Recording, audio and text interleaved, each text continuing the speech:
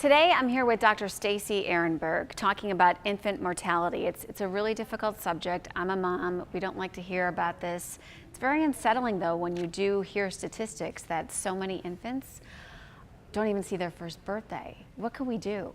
That's so true. It's very sad to us that we have a lot of people in our community, and Ohio is one of the states that has the highest infant mortality rate in the country. So we really are trying to partner here at Akron Children's with other agencies in the community to help decrease that infant mortality rate. I always say that a healthy pregnancy begins long before the woman is pregnant, because if we don't have a healthy mom, we can't have a healthy baby. So we really try to encourage women who are thinking about pregnancy to go see their physician and optimize their health prior to pregnancy with things like diet and nutrition and moving their body more. And I don't mean joining a fancy gym or doing exercise classes, but just walking around the neighborhood or walking through the mall, or even turning some music on and dancing with your kids around the family room. Anything to get your heart rate up for 30 minutes or more for 5 times a week would be wonderful. Great. Then once you're pregnant, we recommend getting regular prenatal care with your OBGYN or your midwife to make sure that you and your baby are both healthy during the pregnancy, because we know that medical complications increase the rate of preterm delivery significantly. So really want to make sure, especially if you have any other complications during pregnancy, that you're being taken care of. There are a lot of things that we can do to help mothers, especially when they've had a prior preterm delivery.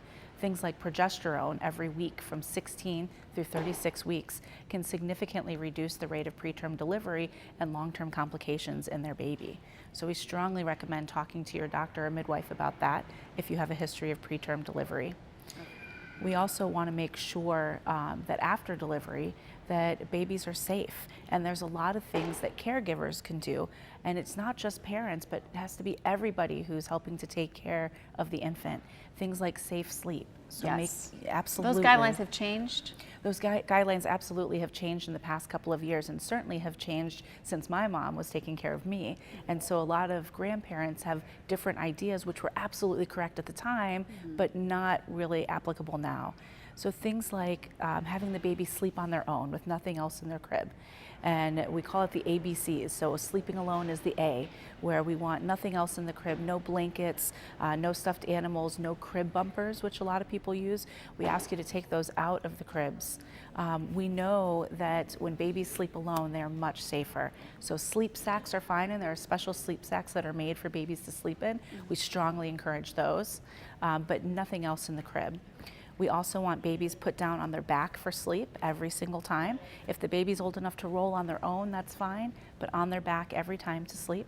And then of course in a crib or another safe space to sleep is how we always want them put down for nap or bedtime. Doctor, this information is so important and necessary. Thank you. And for Thank more, you. you can go to tipstogrowby.com.